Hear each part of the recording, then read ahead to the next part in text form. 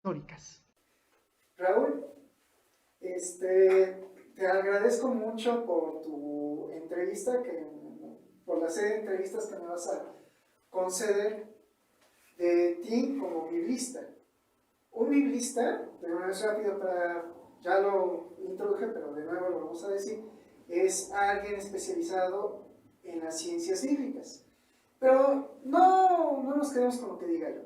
Raúl, tú estudiaste ciencias bíblicas. ¿Qué te llevó a estudiar ciencias bíblicas? ¿Cuál es tu currículum de estudio de ciencias bíblicas? Bueno, primero saludo a todo el mundo, muchas gracias Bernardo, que quieras hablar de esto que casi nadie quiere hablar.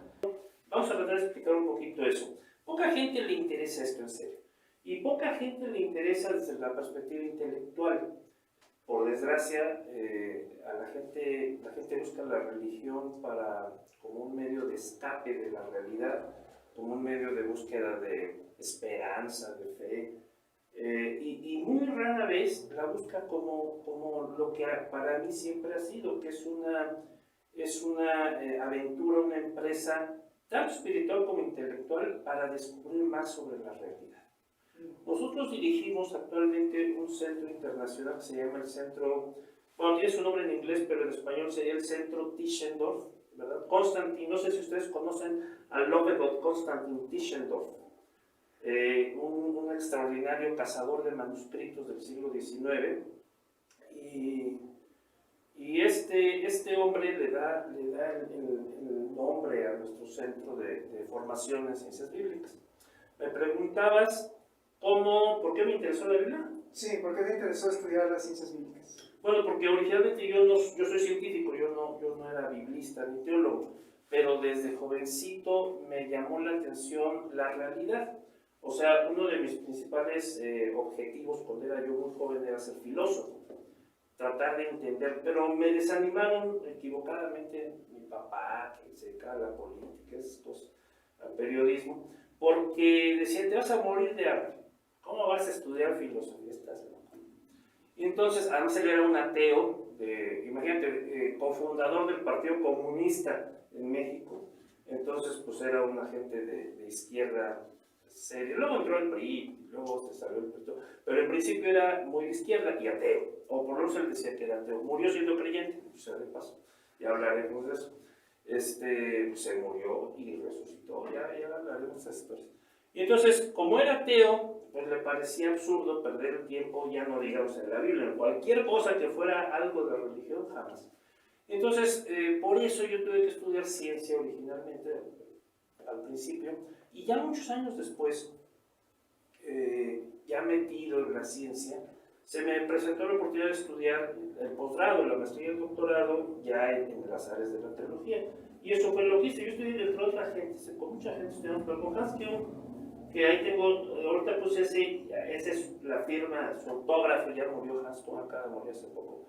Pero fue uno de tantos maestros que tuve, un hombre muy interesante en muchos sentidos, ya sabes, es que siempre se opuso al Papa. Siendo católico, nunca permitió que los expulsaran, que los promulgaran, que lo quitaran de la iglesia, pero sí, por supuesto, le quitaron el derecho a enseñar como sacerdote católico. Y siguió enseñando en el consulado. Pero bueno, me preguntabas por qué lo hice.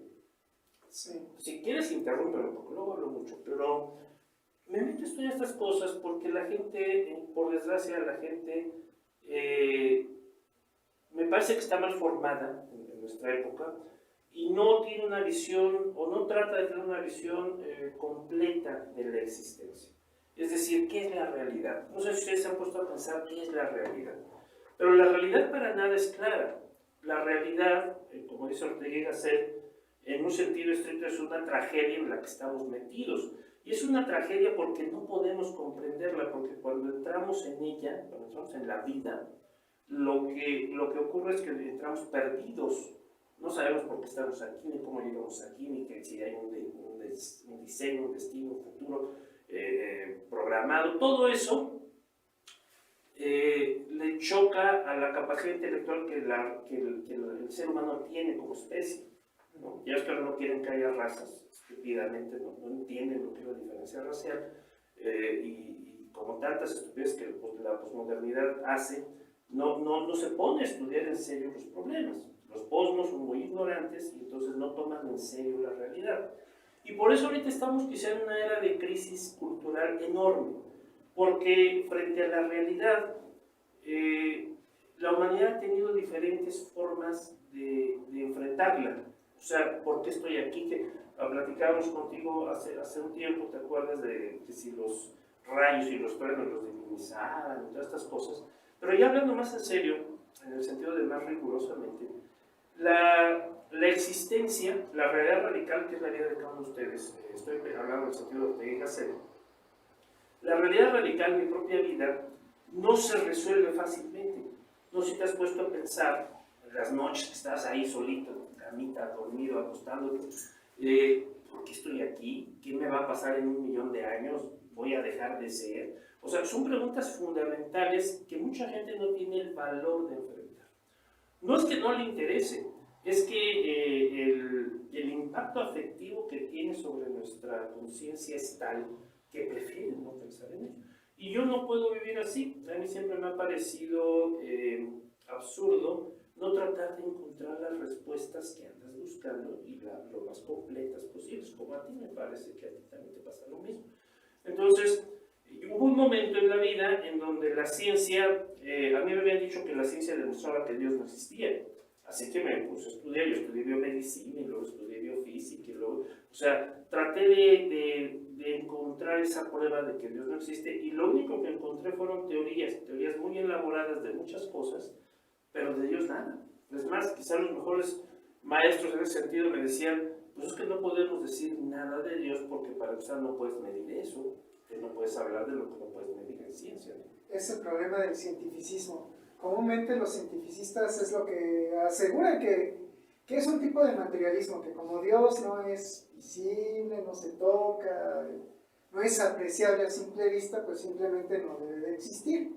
Y como no existe, según ellos, la ciencia no puede, ahora demuestra que no hay, es hasta una demostración matemática que yo recuerdo cuando yo estaba en la carrera, que uno de los profesores dijo, no, mira, Dios no existe y se puede demostrar porque los reales no tienen frontera, y como no tienen frontera, pues si Dios se supondría que estaría más allá de la frontera, pues no existe, porque no existe tal cosa. Y uno se queda, sí, pues no hay más allá de la frontera.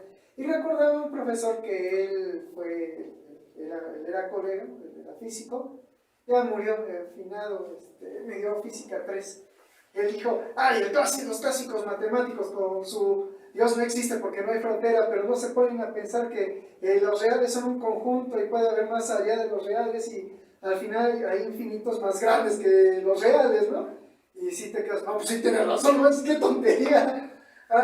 Déjame recordar, Cantor, por ejemplo, él decía que a Dios le corresponde su propio número de los transfinitos y en ese sentido como que ya libraba ese tipo de asegúnes ateos, ¿no? Pero en tal sentido es como tratar de encerrar a Dios en su manera existencial, ¿no? Mira, yo no hablaba de estos que sí me parecen muy limitados, sino hablaba de otros pensadores que decían, como no lo puedo medir, como no puedo someterlo a algún tipo de control, el fenómeno Dios, pues entonces no tengo nada que decir de él, ni siquiera que exista o que no. O sea, no es una materia de estudio de mi área. No está en la competencia, es que es lo que hay que entender. El cientificismo se equivoca en meter a Dios donde no es su área de estudio. Y tú lo acabas de exponer muy bien, Raúl. O sea, no, es un error meter a Dios para decir que existe o no existe. Y cuando yo entiendo eso, cuando me explicas, pues tienes razón. Entonces la ciencia no puede demostrar que no existe, ni puede demostrar que existe. Entonces, ¿quién puede? O sea, mi siguiente pregunta fue, ok, entonces, ¿quién me lo puede enseñar? Y por eso me metí a estudiar con los que decían que podían hacer eso. Bueno, Raúl, nos has expuesto un tanto cuanto tu inicio, ¿no? El por qué. Pero, la verdad, no es un tanto de tu currículum en cuanto a tus estudios cuando giraste a ciencias bíblicas. Tu currículum de ciencias bíblicas, ¿con quién, cuándo y qué institución? O sea, en ciencias bíblicas. Sí. Bueno, repito, a mí me interesaba la realidad. Entonces, Sí. como me interesaba la realidad, ya, digo, eso no es algo de la universidad, eso me interesaba desde chamaco. cuando tenía 12 o 13 años ya estaba yo leyendo la Biblia. Los testigos de Jehová dejaron por ahí alguna y creo que fue la primera que empecé a leer. Pero mi abuelita me llevaba a la iglesia, a la misa católica y todo eso. Entonces yo tenía cierta relación. Si tú me preguntas si yo era creyente, seguramente fui creyente desde muy niño, porque es lo que la familia, mi papá es ateo, pero mi abuelita es creyente, que es católica. Entonces yo vivía con mi abuelita muchos días a la semana, a veces toda la semana, y me iba un día o dos con mi mamá y mi papá y mis hermanos, porque ella me agarró desde niño, porque era su primer nieto. Entonces yo tengo esa formación, digamos, de ser creyente, pero en algún momento te cuestionas eso. Ya como un adolescente llega un momento en que es bonito, esto que dice aquí en la será cierto, que la bestia, que pisoteo, ¿por qué? Porque empieza a entrar a cursos, a clases donde te dicen, bueno, los griegos tenían sus mitos, los babilonios, y uno dice, bueno, y esto también es otro mito, o sea, es otro libro antiguo y está lleno de cuentos y de historias, pero no es nada real. Por eso, digamos, llega un momento en que, ¿a qué edad sería? Pues yo digo que como a los 14 o 15 años empecé a estudiar teología donde podía. Las iglesias católicas normalmente tienen, las buenas iglesias católicas, las parroquias o las órdenes que tienen buen trabajo, tienen grupos no solo de oración, que es común, sino grupos de enseñanza. Y entonces empecé a ir, como a esa edad, me acuerdo, al Altillo, que era una iglesia ahí por Coyoacán. Y ahí tenían algo que te iban orientando, porque fueras un buen católico. Pero se hacían cosas un poquito de teología, así como para jovencitos. Luego entré al Centro Nacional Cultural a tomar teología para universitarios, me acuerdo. Cuando yo iba a entrar a la UNAM, dije, pues aprovecho y también me meto estos rollos. Y luego entré a la Universidad Pontificia, como a esa edad, un poquito por ahí, para estudiar hebreo bíblico. Me costó trabajo, pues, no, estás muy chavo y tú no quieres ser cura, pues no. Pero por suerte abrieron unos cursos de verano donde permitían que entrara quien fuera y empecé así, ¿no? Me acuerdo que el padre Dip Ramé fue mi primer maestro de hebreo. Guillermo Dip Ramé, lobo misericordioso, quiere decir en árabe su apellido. Entonces, un buen maestro. Me introdujo no solo al hebreo, sino a las lenguas semíticas. Es un chamaquito de 18 años, o lo que haya sido entonces. Y entonces te explica, mira, está además el siriaco y está el árabe. Entonces me abrió mucho un panorama, gente muy culta, este hombre, de San Luis Potosí, era su familia, me acuerdo, aunque ellos vienen del Oriente. Y entonces finalmente yo pude, creo yo, llevar un poquito en paralelo eso. Luego ya la licenciatura que estudié en investigación biomédica me alejó mucho de los estudios de estos. Pero cuando terminé la maestría en investigación biomédica dije, bueno, ahora sí yo quiero estudiar ya más formalmente, no nomás un poquito que he hecho así separado. Y busqué dónde, primero no tenía la formación teológica de licenciatura ni de filosofía, y eso puede ser un problema. Pero hay un instituto, bueno, ya no existe como tal, existió el Instituto para la Teología Ecuménica, en Tubinga. Y entonces ellos decían, claro, aquí, si tú pasas los exámenes o lo que sea, te puedes, pero yo no hablo alemán, no me importa, vamos a hablar en inglés y pues ahí vas, te vas. Entonces, ok, y empecé con ellos, ahí hice el posgrado, tenían conexiones, pues ya ves que en Europa siempre hay conexiones con París, y entonces pues también estudié en otras instituciones un ratito, sí. Aquí tengo una pregunta entonces, Raúl. ¿Tu licenciatura y tu maestría en teología, dónde lo estudiaste? No, yo no soy licenciado, maestro y teólogo en teología dogmática o teología ecuménica. Digamos, la primera parte de la teología dogmática también le llaman los protestantes, le llaman teología sistemática. ¿Sí? Entonces es una teología así muy rigurosa de qué hay que creer y por qué. Sí. Y la otra es la teología ecuménica, y es en el doctorado mi interés era entender más bien por qué las distintas confesiones cristianas creen cosas diferentes, encontrar las bases, encontrar los fundamentos de por qué cada uno cree lo que cree. Básicamente fue eso. Aunque yo no me formé realmente como teólogo, así se llama, pero mi formación fue de biblista, porque tienes la oportunidad de que a pesar de que así se llama el posgrado, pues tú te metes a hacer lo que quieras.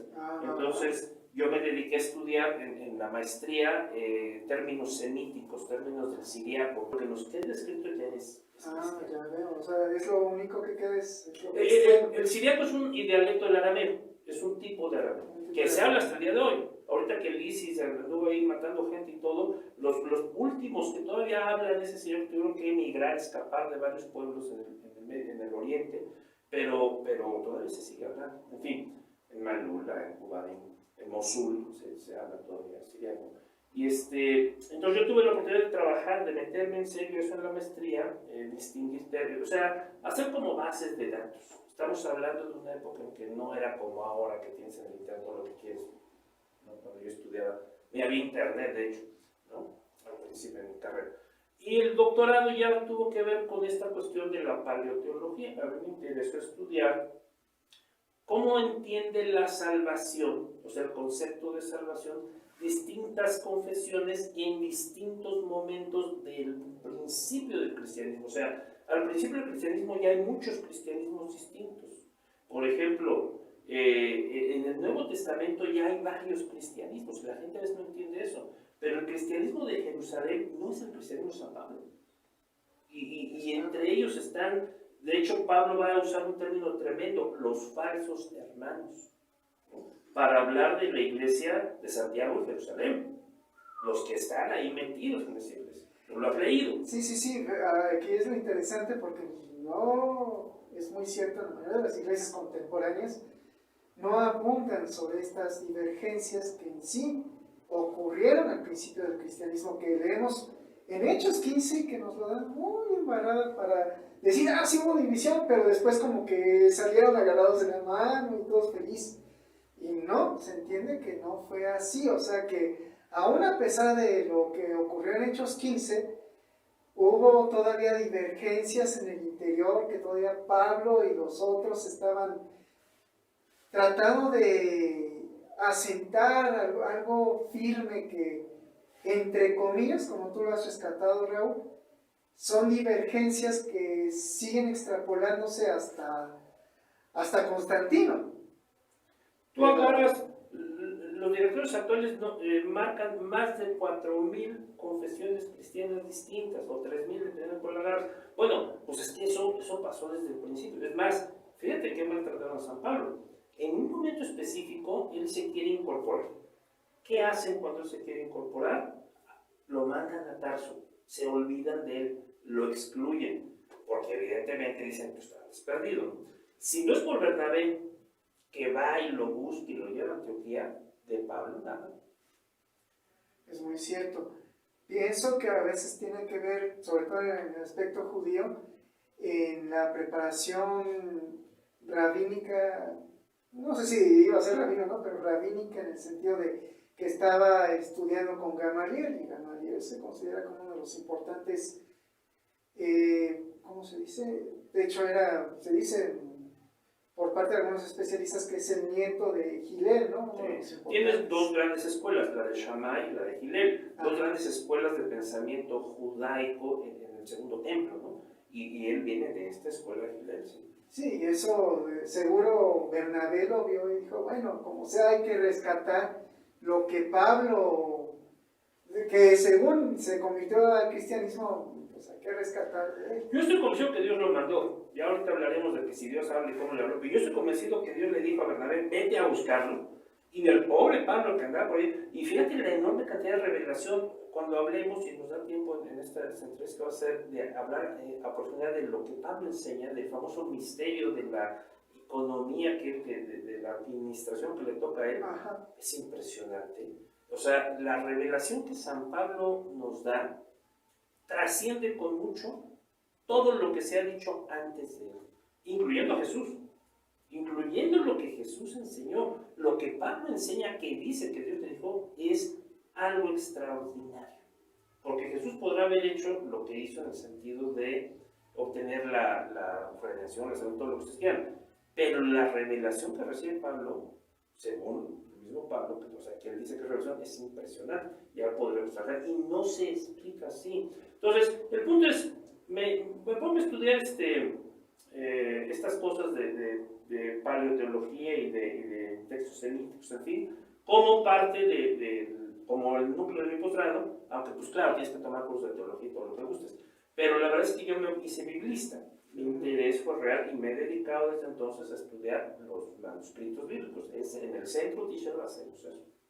Ok, y en este sentido, Raúl, tú no tuviste estudios previos de teología como una licenciatura, ¿no? No. Vamos a decirlo de esta manera.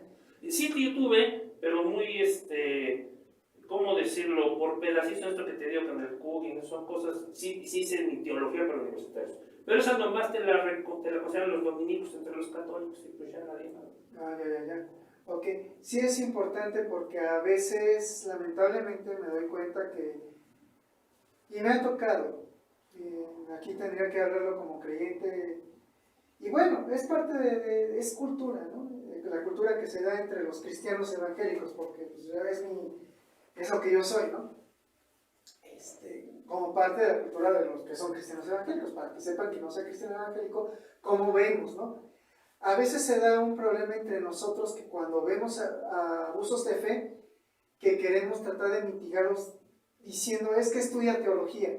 O no, sabes, tú tienes un diplomaducho, un diplomaducho en teología y eso no, tienes que estudiar una licenciatura en teología y cosas así cuando ya te das cuenta, por ejemplo, de los biblistas, tú que eres biblista, en que uno dice, no, es que al final cada quien quiere lavar el cerebro como quiere, ¿no?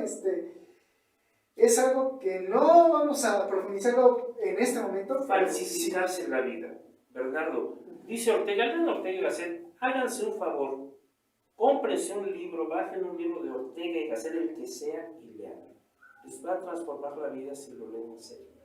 Pero Ortega dice, con tantas de sus obras, que lo que anda buscando el ser humano es falsificarse la vida, hacer aspavientos con el conocimiento para apartar de ti la realidad, para no tener que pensar lo grave, lo serio, lo importante que es tú y lo que te rodea y la relación que tienes con él. Porque en general es doloroso, es difícil, es preocupante, es inconexo, oscuro, pero eso es la existencia y si no la tomas en serio, pues nomás te estás falsificando la existencia.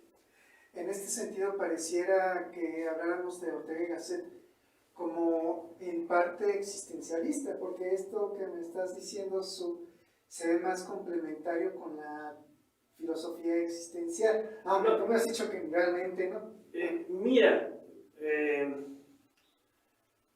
No voy a abundar mucho, ya hablaremos en su momento, pero si es existencialista, no lo es en el sentido de los existencialistas ni franceses ni alemanes, no. Ortega, él va a hablar de él como un raciovitalista, pero yo hablaría más que eso de él. Ortega, hoy, lo acabo de ver ahorita por las cosas políticas que están pasando en México en la actualidad, alguien dice es que nadie es imprescindible. Es como un discurso común en la cultura contemporánea. Eso es falso. Y eso es falso. No solo hay individuos imprescindibles, hay individuos en la historia de la humanidad que son, ¿cómo decirlo?, indispensables. Si no existe Einstein, por ejemplo, ¿verdad? ¿Alguien habría desarrollado la relatividad? ¿Qué piensas? Yo pienso que... ¿Y cuándo? Fíjate, esto sí tendría que ver muchísimo más profundo con sistemas complejos.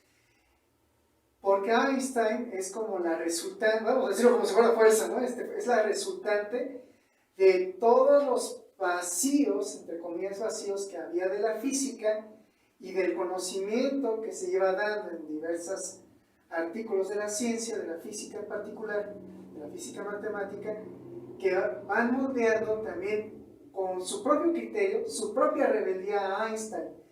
Y en este sentido, si no hubiéramos tenido a Einstein, probablemente hubiéramos tenido, sí, diversos científicos satelitales buscando distintos detallitos de los huecotes. Y que lo hubieran llenado, pero no a la manera de Einstein. Hubiera habido algo que se llama autoorganización, que es autoorganización por causa de la, vamos a decir, de la teleología, vamos a decirlo, de la ciencia, se hubiera llenado, pero no en la manera en que un solo agente lo pudo haber hecho, como en este caso fue Einstein. Y es a lo que voy. O sea, hay individuos, primero, que se satura de filosofía. La gente no hace el énfasis suficiente en que Einstein es un individuo muy reflexivo. Toda la teología de Marx está en la mente de Einstein. Pero además se ha saturado de muchas otras filosofías y sobre todo de física. Y además trabaja burocráticamente. No sé si ustedes creen que la oficina de patentes de Berna es un lugar lleno de trabajo. Pero tú tienes un lugar donde te pagan para poder estar pensando. ¿Sí? ¿Quién podría haberse puesto a pensar por qué cuando caigo no siento mi peso? ¿Quién podría, pero quién podría haber desarrollado toda la teoría de la relatividad de esa idea? De preguntarse por qué no siento el peso cuando me caigo. Bueno, tenía que ser un hombre como él. Un hombre como él que empieza a decir, a ver, vamos a reflexionar más. Y si toda la física estuviera viendo las cosas desde una óptica errada, ¿cómo tendría que verla? Y eso es valor. ¿Cuánta gente con tanto valor conoces? Con el tiempo, con el interés, con la formación, con la valentía. Eso se da en un solo individuo en un momento de historia y punto.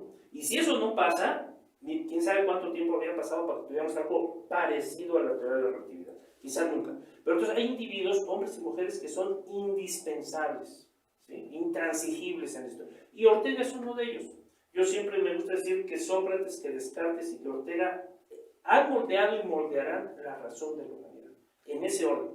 Sócrates descubre el concepto, Descartes nos da lo que hoy es nuestra razón físico-matemática para la ciencia, en esencia, aunque hay otros, y Ortega nos recuerda que lo importante es razonar desde la vida, porque la vida es la verdadera realidad.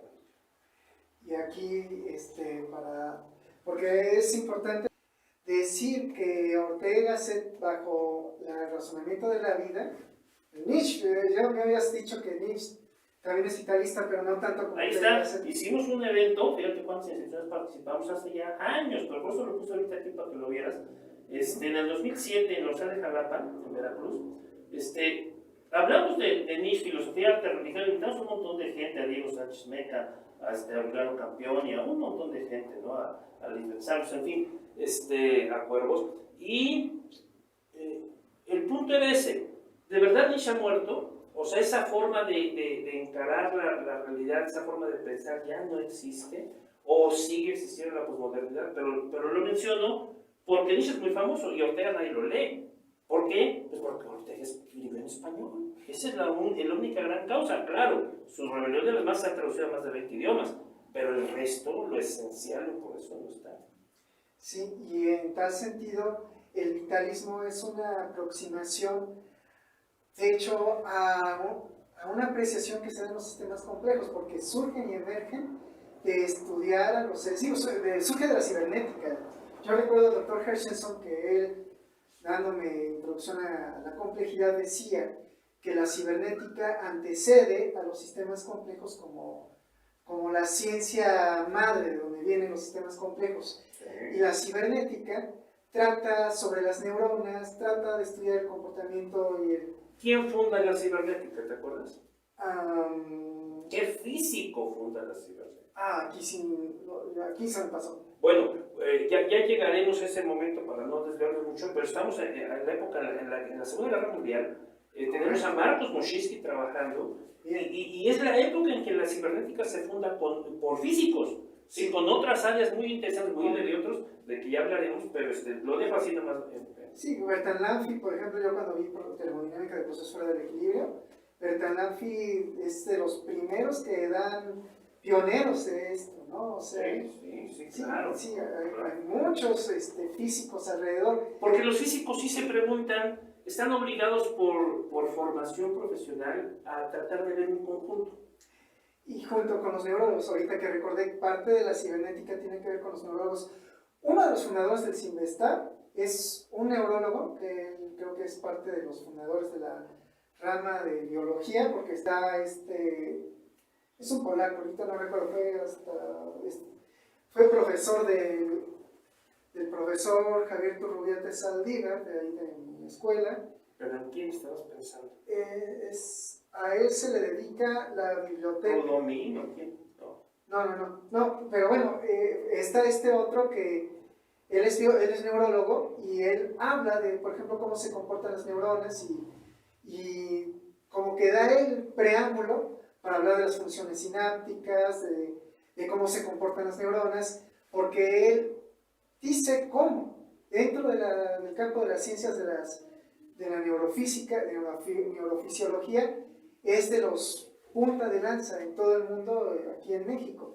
En el mundo y que viene ¿Será? aquí. ¿Qué quieres pensando? Porque yo no soy neurocientífico, pero conozco mucho. Ahorita no lo recuerdo, pero si no, lo habla mucho el profesor Hershenson casi siempre cuando habla de él, y de hecho los del Colegio de México dieron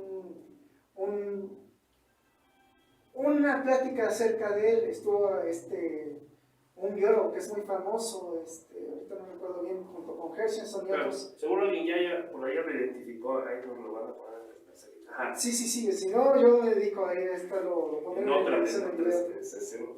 Sí. Pero resulta que él junto con Ashby, sí recuerdo de un artículo de Ashby, hablan acerca de cómo se comportan los seres vivos, valga, la biofísica y todo ello tiene que ver en cuanto a los sistemas complejos de cómo se ve, de tal manera que ahorita en este momento podemos hablar en cuanto a cibernética de extender el funcionamiento de las neuronas. Es que la vida es un sistema de muchos cuerpos, o sea, la vida es un sistema complejo. Entonces, si la realidad radical es la vida, pues mientras no entiendas los sistemas complejos, nada más estás haciendo caballos circulares, esféricos, ¿no? Correcto. Y en esto dicho, pues la física, y el campo de la biofísica y las termodinámicas de fuera de equilibrio, comienza a hacer este tipo de preguntas, se extiende en ello. Y aquí es donde es relevante el trabajo de los filósofos como Nietzsche o de Ortega y Gasset, como tú has dicho, para tratar de tener un enfoque diferente, filosófico, al quehacer que a veces se da. Es que la gente cree que la filosofía es algo nada más de profesionales y me parece que se equivocan. Todos tenemos una filosofía, todos vivimos desde una filosofía porque nos la hemos ido construyendo. Que sea muy ramplona o que sea muy elaborada, bueno, eso depende de cada uno. Y algunos deciden dedicar su vida profesional a las filosofías. Bueno, está bien, pero en un sentido cierto, todos tenemos una filosofía. Una forma, no solo una cosmología ni una cosmogonía, no solo una forma de entender la realidad y la vida, no. Tenemos además una forma de interactuar con nuestro propio yo, una axiología, una serie de criterios. Por lo tanto, no reconocer que nuestras creencias como creyentes son parte también de este bagaje cultural que tenemos es un problema.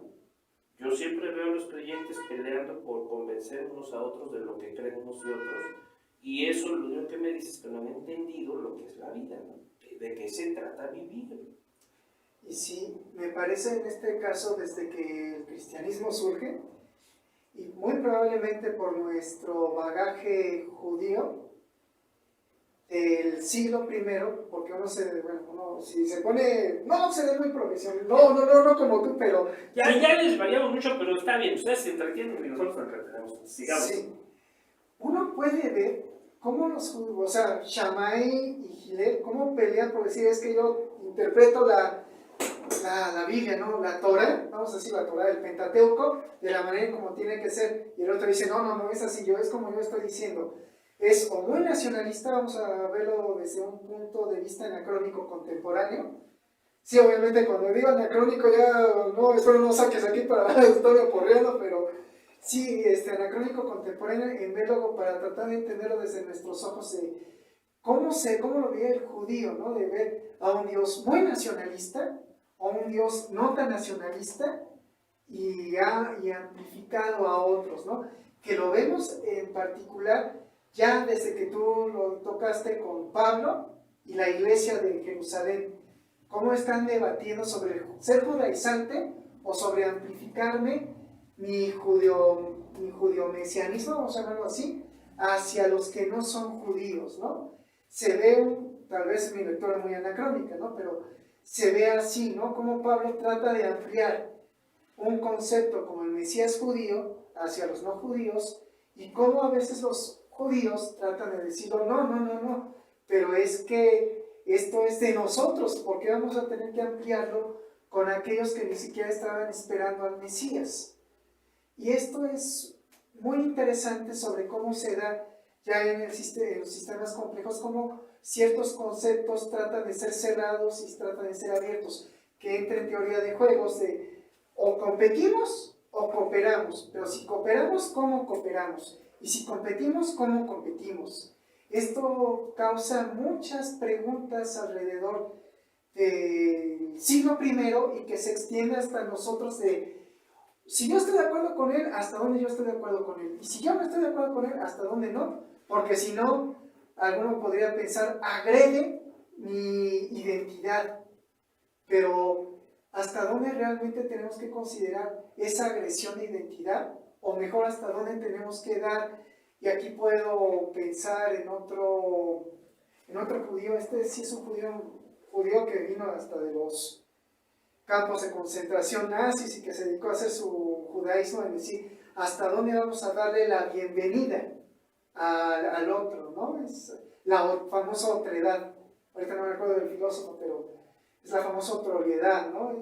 Creo que esto viene desde nuestro origen de los cristianos, ¿no? Va más atrás, me parece. Gracias. Fíjate, en el Centro Cristianos tenemos la fortuna de contar con grandes profesionistas, grandes profesionales de sus áreas. Y Pedro Emilio Rivera, que es uno de sus colaboradores e investigadores de investigaciones filológicas de la UNAM, pero también está con nosotros en el centro desde hace muchos años, desde que era licenciado, porque ya es doctor. Él nos abre mucho la puerta al mundo clásico, porque su formación es clasicista, él se dedica a estudiar las letras clásicas. Y entonces pensemos en las polis griegas, fíjate, ¿cuántas constituciones diferentes, o sea, cuántos estados griegos hay? Dicen los historiadores que fíjate qué tremendo, Aristóteles logró reunir en su biblioteca allá en Macedonia más de 200 constituciones de pueblos, o sea, más de 200 estados o polis griegas que eran independientes, que eran lo que tú decías, individuales. Los espartanos no son como los corintios, punto. Bueno, ya desde allá dicen, de acuerdo, ¿quién tiene derecho a ser diferente? Los otros que no son de la familia, de la tribu, de la polis. Así lo resolvieron los griegos. Cada quien hace su constitución, tú eres un pueblo y yo soy otro. Entonces, allá puedes hacer lo que quieras, pero aquí yo soy así. Tú tienes tu Dios, yo tengo el mío. Sí, bien dicho, Raúl. El asunto que se ve que por parte del primer cristianismo, que en su origen judío, como que parece reproducir, tal vez por causa de como tú lo has dicho, de la influencia helénica, que a veces tendemos a, sobre todo muchos cristianos al principio, cuando tú hablas de los griegos o hablas de la influencia griega en el cristianismo, por ejemplo, dicen, no, pero hay que deshacernos de esa influencia griega, ¿no? Hay que irnos netamente al judaísmo. Pero uno dice, bueno, yo hace años sí me quedé, no puedes hacer eso. ¿Tú crees que no hay que eliminar la influencia griega? No se puede. No se puede. Dice Benedicto XVI, no sé si ya te lo he comentado, pero lo comento ahorita, lean por favor su discurso de Ratisbona. Cuando Benedicto XVI sigue siendo papa todavía, no es el emérito, sino es el activo, da una conferencia en la Universidad de Ratisbona, ¿se acuerdan? Eso sí, yo no sé. Bueno, fue muy famosa porque por esa conferencia, donde habla del paleólogo, hay una cosa muy de estudios así clásico, muy antiguo. Por esa conferencia los musulmanes trataron de asesinarlo. Entonces, ustedes se acuerdan que luego se asustó y ya iba con muchos guardias y todo, por lo que dijo en esa conferencia sobre el Islam. Pero ahorita no me interesa hablar de eso, me interesa lo que en esa conferencia dice sobre este punto de la deshelenización del cristianismo. Según él, en esa conferencia, 3 veces, dice él, se ha intentado la deshelenización del cristianismo, quitarle lo helénico al cristianismo. La primera vez, dice él, en un primer momento fue cuando los reformadores alemanes, Lutero, todos estos, los que son evangélicos, digamos, los fundadores del cristianismo protestante tratan de quitarle una parte del griego al cristianismo. La segunda ocasión es, dice, creo que con razón, dice Benedicto XVI, Ratzinger dice, es cuando viene toda la alta crítica. Toda, en el siglo XIX, toda la teoría de alta crítica trata, y la tercera vez es ahora, dice. Por eso lean el discurso de Ratisbonne, es muy bueno. Y dice él lo mismo que tú, eso no se puede. Si ustedes le quitan lo griego al cristianismo, se quedan sin cristianismo. Y yo digo, no. Si le quitamos lo griego al cristianismo, nos quedamos, claro, sin catolicismo, sin protestantismo, pero no sin cristianismo. Porque el cristianismo no testamentario no es helénico. Y eso es bien interesante. O sea, si tú me dices que el cristianismo que Pablo hace en las colonias no tiene algo de griego, yo debo decir que claro que tiene algo de griego. Pues, cada sociedad, Corinto, ellos eran helénicos o eran lo que fueran, pero estaban en el mundo conquistado por Alejandro Magno, y entonces pues tienen toda esa formación. Sí, eso es cierto, pero no estoy hablando de lo que eran ellos, estoy hablando del cristianismo que lleva Pablo. Un judío, fíjate qué interesante, un judío que es formado por Gamaliel, que desde jovencito, sí es cierto, lo que no tuvo que vivir en Jerusalén, y que cuando habla dice, los griegos quieren filosofía y los judíos piden señales, y ninguna de las dos les voy a dar. Él entiende la helenización del movimiento como el tratar de hacer filosofía de lo que está diciendo, y se niega a hacer eso. Él lo que hace es recurrir a las revelaciones que tiene. Dice, yo no sé, y quisiera ser provocador. Y mi primera provocación, siempre ha sido así, es preguntarte a ti, ¿por qué Dios no nos dio un manual de teología en la Biblia? ¿Por qué la Biblia no es un tratado teológico? ¿O sí lo es? Bueno, yo por ejemplo cuando estudié en la UNAM, en la Facultad de Filosofía y Letras, sobre historia del cristianismo, a nosotros nos dijeron claramente, dicen con base a lo que dicen las religiones, ¿no? Primero, el ser humano trata de obtener la verdad por diversos medios, o dice que puede obtener la verdad por diversos medios. Uno de ellos es la revelación. Y dice, bueno, está la revelación. La ciencia busca obtener una verdad, no por revelación, y por eso como que lo omite. Y en tal sentido, cuando hablamos de revelación, pues cuando se estudia, dicen, bueno, diversas religiones dicen que tienen revelación con base a sus escritos fundamentales. Pablo, como tal, no hace una teología, él expone una revelación escrita. ¿Tú crees eso? Pues es lo que en parte no lo niego. Yo estoy convencido, pero tenemos un tratado, no sé si has visto los manuales de teología. Espera, es que no terminé.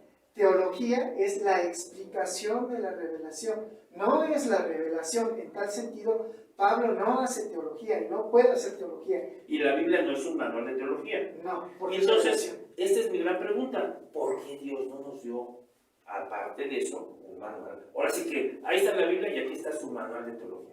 Porque eso es lo que todas las confesiones quieren hacer. El bueno está aquí, este es el reformado, el bueno es el católico, el bueno es el los ortodoxos, el bueno es el siriano. Espérate, no sé, yo nomás te pregunto, ¿por qué no desde el principio, así como nos estaban contando la historia de Pedro que sale y busca a Rode, por qué no nos dicen, no tenemos un documento que sea nuestro manual de teología, que venga fechado en la era de los apóstoles? ¿O sí lo tenemos? Aquí sería, vamos a darle una pausa, vamos a dejarle la pregunta y vamos a seguir en el siguiente video.